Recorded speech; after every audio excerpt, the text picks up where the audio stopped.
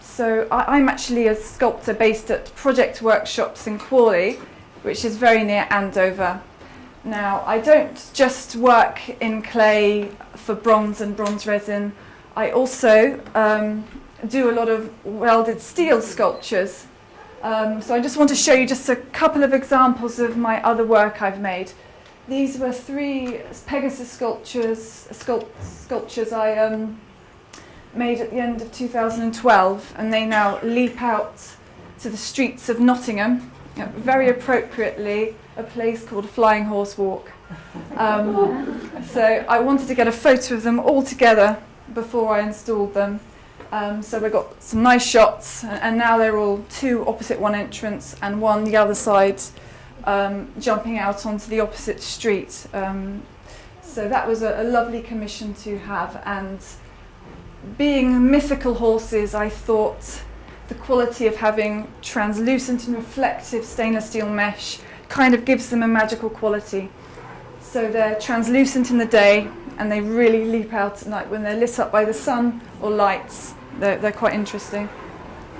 Here is one of my bronze Labrador portraits. This is it polished up in bronze, ready for the patination stage. This was a lovely dog called Echo. I completed her for a client a couple of months ago, and this is her being coloured with a heated torch. The patina, the particular metal oxide, is burned into the bronze before it's fixed with wax. And here is me welding a leopard. I made a pair for a client, which now, one's sitting in a lovely tree, the other is sort of reaching up towards him. So I love welding, as you can tell. I like large-scale sculpture too. Here is it's a wonderful commission. This is actually a plaster cast which I've kept, but the bronze was commissioned for the British Racing Drivers Club, and it was a lovely chap called Professor Sid Watkins who changed safety in Formula One motor racing, and he sadly died a couple of Septembers ago, and they kindly gave me the honour of sculpting him. And he was an eminent brain surgeon who became friends with Bernie Ecclestone, and he was the first at the scene if any of the drivers came off and had a crash. So I thought having him in his trademark overalls, he had a ready grin, he had a great sense of humour, trademark glasses, I thought these are all things that the drivers associate with him, and they were pleased with him. An angel just a year ago was installed at Winchester University, and a lovely commission. She's 8 foot, and she welcomes people to King Alfred's campus in Winchester. So I was already beginning to make, some of these pieces show I was beginning to make bigger scale works that go outside in public setting, and this is the sort of work, since I graduated in 1997, I've always strived to, be involved with such lovely projects as these. Here is just one of my 3-metre canvases of a racehorse, and the client wanted it inverted into a black background. So that's now just been delivered to a restaurant called The Jockey. Okay, another portrait. I'm going to move on to the War Horse project now, don't worry. It's just one of my spaniel portraits there. Now we get on to the War Horse. Now, for the last several years, I've very much been inspired by Alfred Munnings and Jack Seeley, Warrior, that story. I'd always thought I'd love to get the opportunity to sculpt them one day. I've got the, not bad really being involved with the Romsey War Horse project, but I love Munnings' paintings. They have such vibrancy, and he painted from life there. So when I first found out about this project, which was back in 2011, and actually doing this talk here is very appropriate because this is where I first got my resource material. I met Anne James and Sarah Hargreaves, and I found out for the arts officer for Tess Valley. He knew that I made equestrian work, and he said that there was the possibility of a war horse piece being commissioned in Romsey at the time. The budget and exactly what was required wasn't known, but I was so keen to be involved in such a project. So I came and started doing my research then. It's nearly 3 years ago. So I always was thinking I was originally thinking officer and his horse. Here is one of his, he didn't sculpt so much, but you can see the anatomy of the horse. He knows it so well. I mean, that's a beautiful sculpture. Even in silhouette, you can see he knows horses inside out. This is one of the charging scenes. I actually think it was Boer War, actually. Here are some images, horses being, I think, coming off the trains before being walked to Romsey. And I believe every day they used to be walked through the streets, Romsey High Street. So I remember one of the fundraisers I've been to, one lady was telling me that her grandmother used to sit on the cliff tops at Swathing and see the horses get loaded up onto the boats every day. And Phoebe Merrick, who's a local historian, was telling me that in the first 12 days after Britain became involved in the Great War, 140,000 horses were apparently rounded up in those 12 days.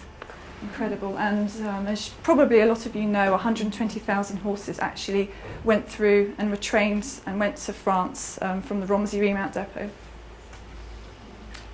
This was one of my early sketches.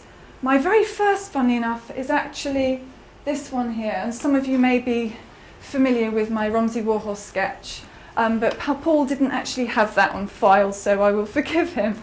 A similar concept. What I saw was, when I was doing my research, I saw a lovely Lionel Edwards sketch called Pals, and it showed a trooper and his horse, and it was a close-up of their heads, but it just showed a companionable affection between them. And so I was sort of, at the time I wasn't sure whether it would be a freestanding sculpture, whether it might be a wall frieze, or whether it might be a mural or a bench. So I was actually sketching out lots of different ideas at the time.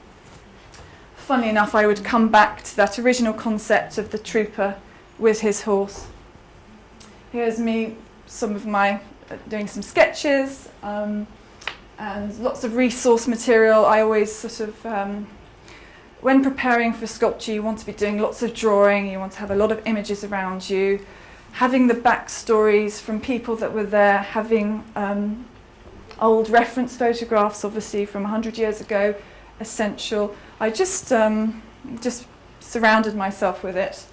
And it was actually last March when the new arts officer for Test Valley, Alex, actually approached me and said, "Amy, do you know about this Warhorse project?" And I said, "Funnily enough, I do." And she actually asked for formal applications from sculptors. So I'm not sure how many other sculptors there were, but I was given the amazing news last March that I got the job. So it was a very special day. Of course, all the hard work was to come, but still, that was incredible. So I'm doing my research now. This this model was essential for once the piece had been approved by the committee, and over the last 18 months I've got to know committee members very well. And when I first started working with the clay, I was sending images showing the progress of it, and I had their feedback, and it was approved at a meeting in Romsey, and they said, yes, go ahead.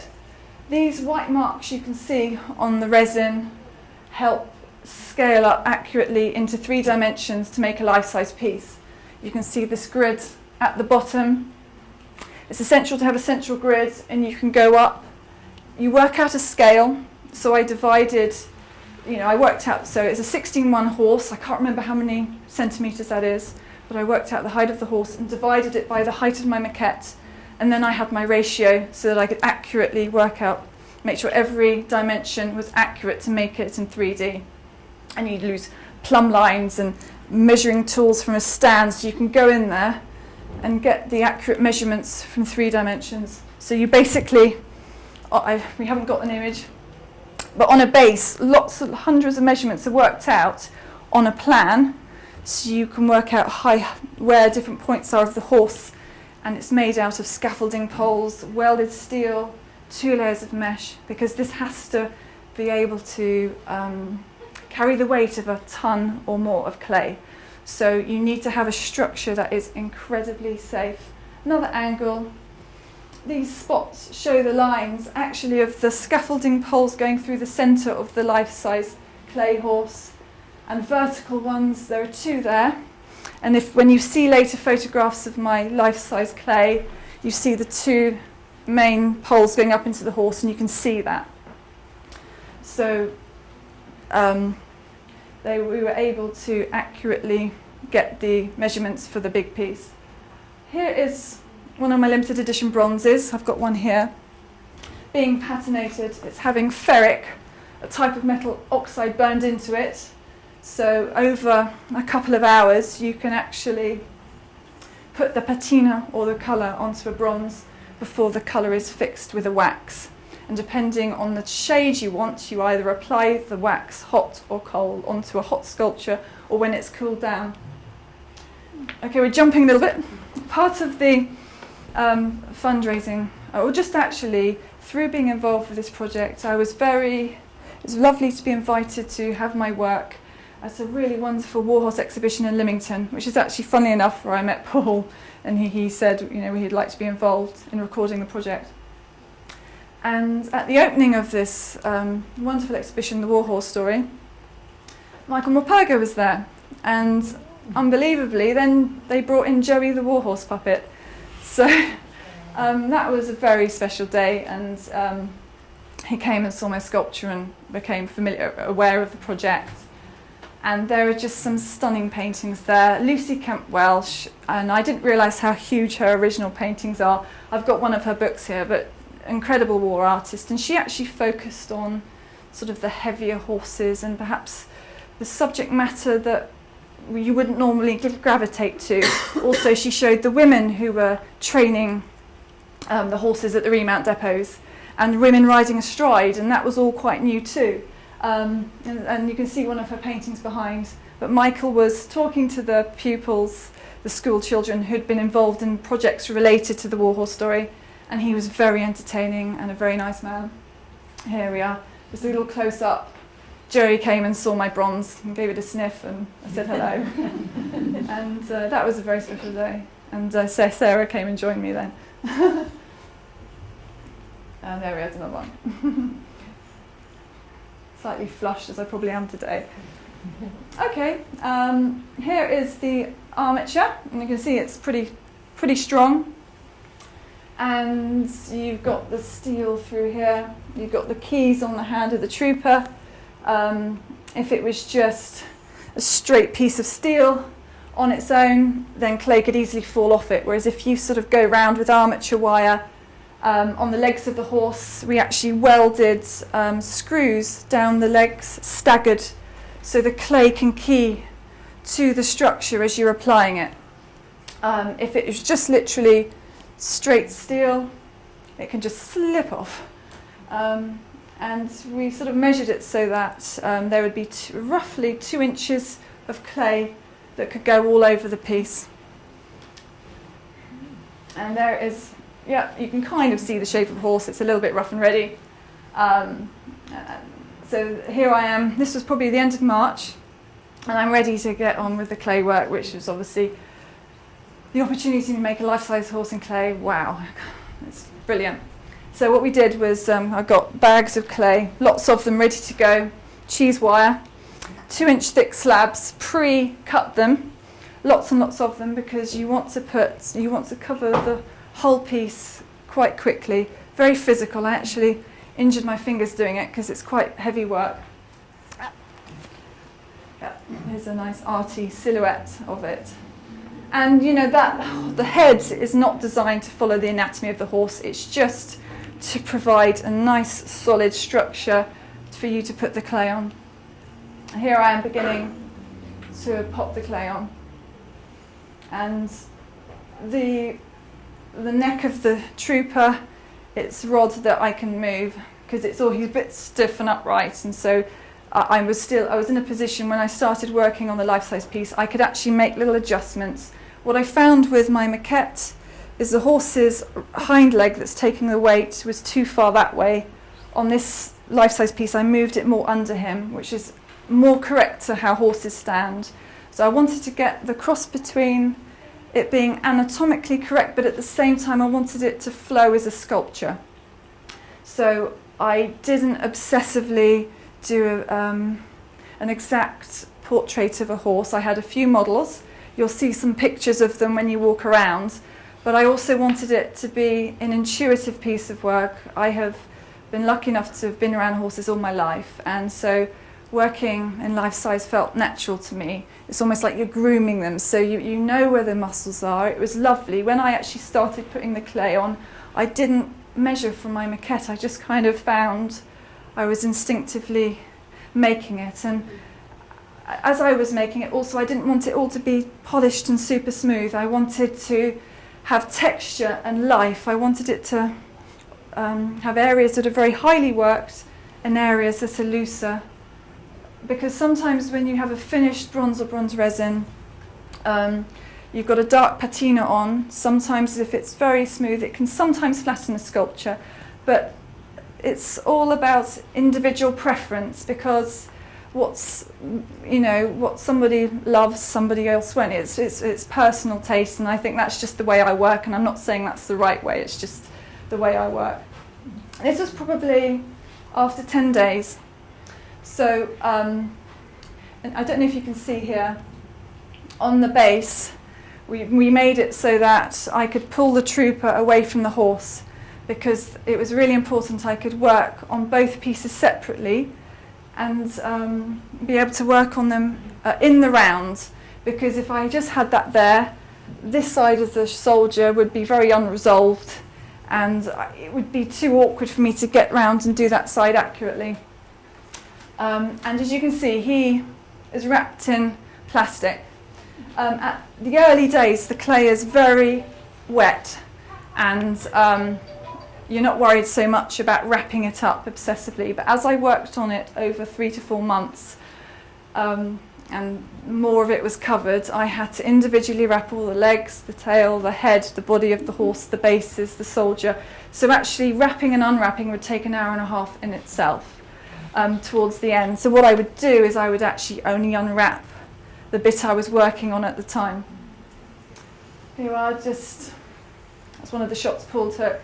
And what I found, I had these great tools, these big sort of almost like a cricket bat, and wooden batons and things. And I could sort of sculpt planes. And I found I sort of was moving around the whole piece, working on it together. Very much wanted the rhythms of the muscle to get the flow of the horse.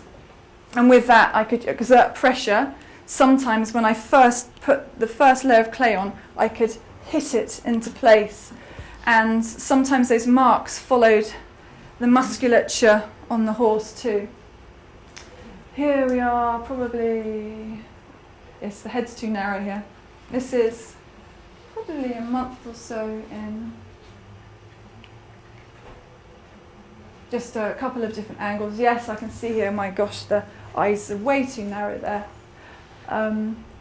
It was very nice because a few months or 2.5 months ago, Meridian TV came and just filmed me working on it, and I saw it the other day, and the head was too narrow, and it's such a shame. But it's all a process, and what I find is you work on it intensively, and then I would go away for a few days and work on another commission and come back to it, and then you can see it with fresh eyes, and then you think, oh gosh, that's wrong. And I go away and I would check measurements. So luckily there was a livery yard near to me, so I could go and check horses, and I could see, yes, the eyes, I need to really broaden the horse's head. Yes, this was just a shot from above, and I could kind of I wanted the horse to sort of just be, they sort of reflect, they're both resting their legs, the horse is just curving towards the soldier quite naturally. My initial sketch showed, similarly to the Lionel Edwards drawing, showed the trooper with his hands on the horse's nose, head. And when I was sort of made this, I actually thought it was nice, circular composition here, nice for you to see the elegant silhouette of the horse's head on its own. And I also decided there are lots of ovals and circles, so therefore I thought an oval base would be more in keeping as well. And just being able to see a sculpture from lots of different angles can also help inform you of what needs to be changed or moved. Yeah, the trooper is much more resolved here. Horse's head way too narrow. But what I found with my scale model, the trooper's quite smiley. He's obviously very affectionate towards his horse. A maquette is basically a working model, and you know, I was pleased with the harmony between them, but you want to develop it in the life-size piece, because something that's a millimetre or an inch on small scale is going to look very different life-size. And as I was making it, I thought it would be more poignant if the trooper was younger, so I found a fantastic 17-year-old model who works for an organisation called the Khaki Chums, and they actually are historians that live as soldiers. 98% of the time, so it was downtime. Soldiers were just having to exist in the trenches. There was only 2% of fighting. So I was very lucky through the course of this project. I've had organisations and groups of people that have helped me get the right tack. I was loaned an appropriate saddle and bridle. I was loaned a tunic, the hat, and the troopers' breeches, this lad, Alex, came, and we had the puttees put on correctly and the boots, so I could make sure that I got the uniform correct, because obviously I want to respect historical detail without also losing artistic integrity. So I wanted to get the combination of the two, and I thought it would be more affecting if he had a solemnness to him. He's carrying the weight of the world on his young soldier shoulders. You know, I want to suggest that they've survived warfare together. His broken arm, which is yet to be put into a sling. When I made the pieces, I made the horse without the tack first, and with him, I made him nude before I clothed him, because I wanted it to sit correctly on him. So I made the arm, and then I put the sling over the top of that. So he's got the affection towards the horse, but his eyes, I wanted to show that sadness of what he's seen. This was one of the first images I took of Alex, but at the time they only had infantry trousers. So these are not the breeches of the time. So I got them, and the hat was not quite, it was I think 20 years later or something. So he came back again to my studio, and we got it absolutely spot on. And we had the bandolier around him, but obviously with a broken arm that would have been taken off to put the field sling on. That's just one of a close-up of his head there. I always think with sculpture it's, you know, even better when you hopefully when you see it in life, because sometimes, you know, cameras change things, but that's quite nice. It just shows hopefully some of the texture there, areas that are highly modelled, and some also you can see some of my mark making. Here, this is probably 7-8 weeks in, and I badly in Photoshop just put ears on him, because when I first started sculpting the horse there were no ears and he looked so angry, so I just wanted to soften him, but actually those ears need to be higher up, and I actually built up the back of the horse's skull and the top of the neck. I actually added a lot more after this. This was in May. I had an exhibition. I was really lucky to be able to work in this amazing grain store. Now it's full of grain. I got it out of there just in time. It's being moulded to the side of the grain store now, right now, as we speak. So this is May, so working into more detail now.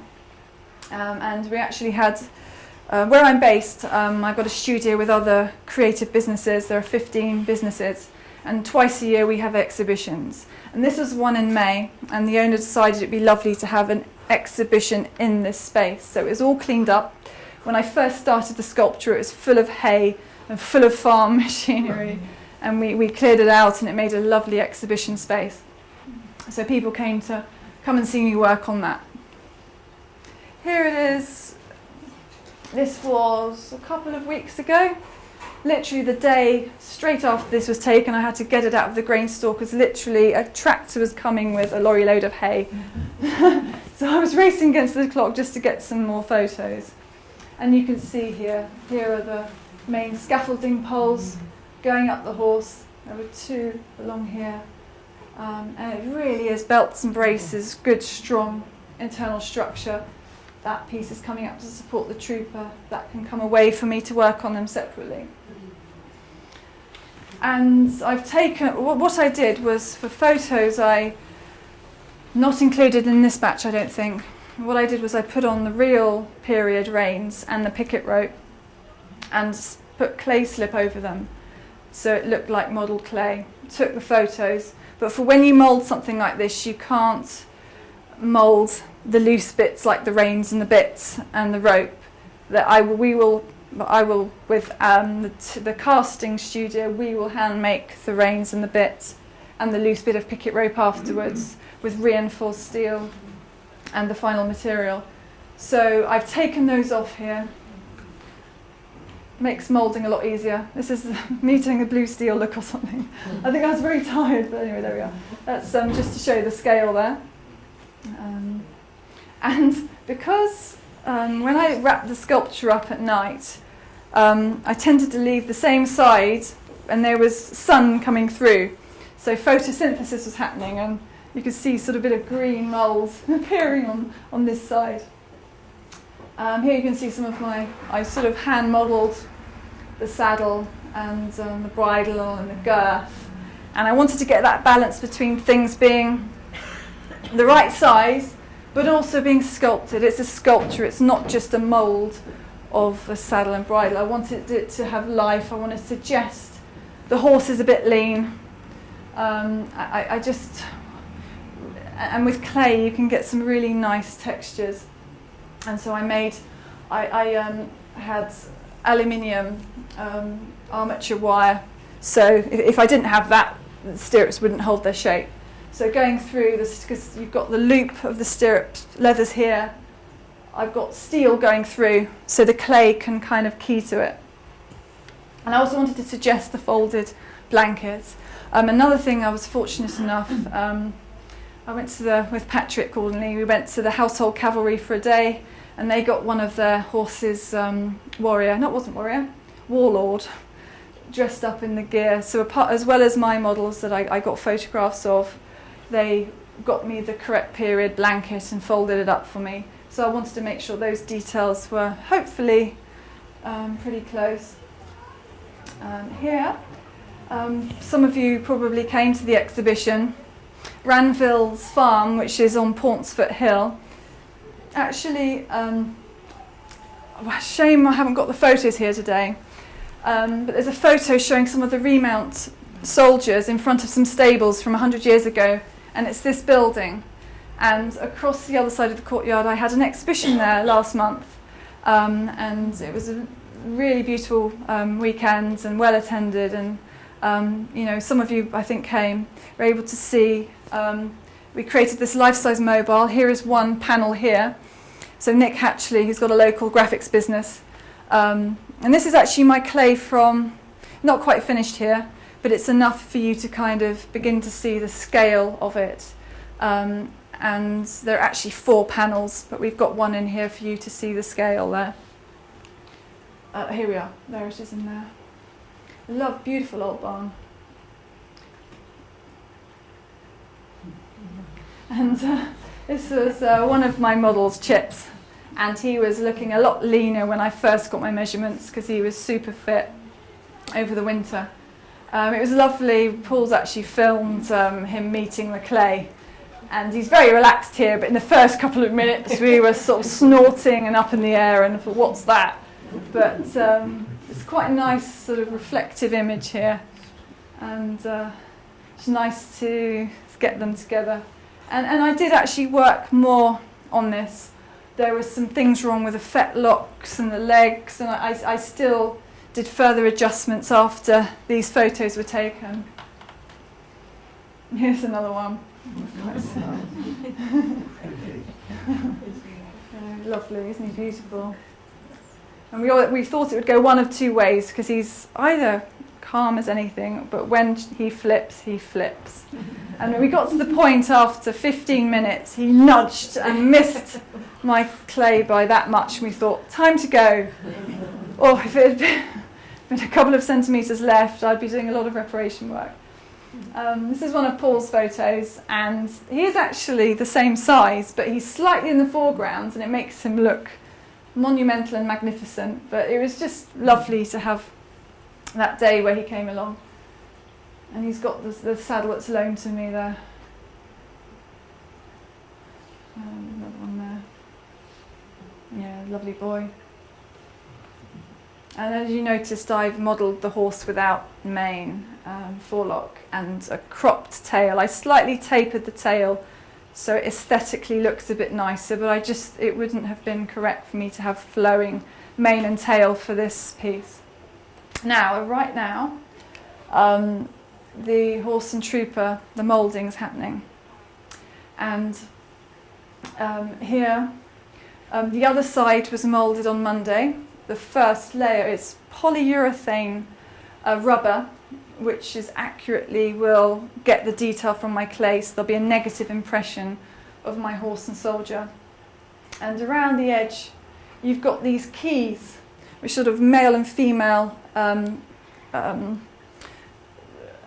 so two halves can key in together. You get no warpage in the mould, so you're going to get a really accurate impression of my clay. So you can see where this is actually the polyurethane rubber there, where the clay wall has been taken away, because what you have to do, and I'll show you a photo in a minute, I think, which has got my trooper with the clay wall around it. So this is basically moulded in two main sections. The horse and the soldier is being moulded the two main halves, and you get the individual undercuts too, those awkward places between the legs and the hind legs. You have to have two more moulds there too. But here you can actually see some of the textures as well, and we had to remove the bit there. And this is another one showing Andrew putting in the key points, and there are so many just to make sure it's a really good join. Also along these walls on the edge, extra thick polyurethane rubber is put on to give it more strength around the outside. And as you can see, what I did was I just made the reins and the picket rope up to the point where they came loose from the horse. And this was yesterday. So the other side has got two layers of the rubber on it. This side was left with a plastic wrapped until they were ready to make the mould on this side, pour the rubber on this side. And just before they apply this not pretty looking stuff, they spray with this special wax, which actually means it will come away successfully from the clay. And by the end of this week, both the soldier and the horse will be completely covered in these rubber jackets, reinforced with a resin jacket which is solid around the outside, and they're just left for a week. And because it's a vacuum, the clay is not going to dry anymore, and the polyurethane can go off properly and be really strong. They don't want to rush taking it off if it hasn't quite set. And this is one of Paul's images. You can just see all the seam work here. And the other leg is still wrapped up in. They've literally just sprayed, you can't really see, they've just sprayed the racks on, ready to put the first layer of liquid rubber on. And the other side of the horse is all wrapped up in plastic, ready for the following day. And what they did was they've also moulded this side of the base all in one go too. And here is the head, and it's got the first layer of this. Polyurethane is a clear rubber, and so they can actually see, make sure that every nook and cranny has got, has been covered. And what they do in the first layer, if there are any bits that are missed, they don't push it in because you can actually damage the surface of the clay. So what they do is they wait for that first layer to go hard, which is safe enough after an hour or an hour and a half, put the second layer on, and then the previous layer has actually hardened around the clay, so then they can get in with the rest to make sure every nook and cranny is moulded. And they actually, you see them blowing it into the caps. And here's this morning, just before I came here, now the trooper. These are the clay walls, about so thick, and every several inches there is a metal support pushed through into the soldier to make sure it's really secure. So that's being done. It will have its first layer of rubber on now. I'll go back later after this talk and take more photos. And this was taken a while ago, but this is roughly the position where the horse will be in the memorial park. And they will be facing and honouring the existing memorial that's in the park.